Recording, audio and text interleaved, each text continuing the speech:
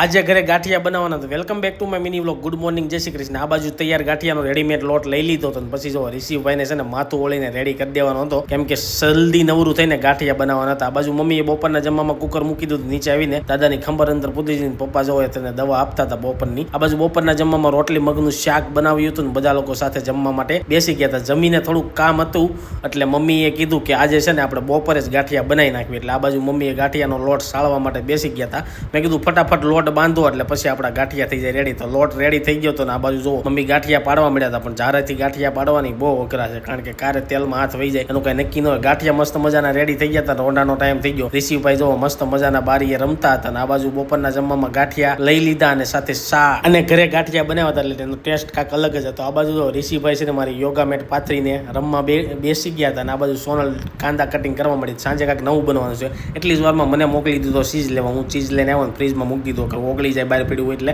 સાંજે બનાવવાના હતા પરોઠા. આ બાજુ દાદા આટું બનાવતી હતી ખીચડી. અને જો રિશિવભાઈ ફરીથી બે ગયા બધા રમોકડા લઈને, કારણ કે રિશિવભાઈને થોડીક વાર હાસવો પડે. પરોઠા થઈ ગયા હતા મસ્ત મજાના રેડી. આ વિડીયો સારો લાઈક શેર ફોલો કરી દેજો. આવજો. જય માતાજી.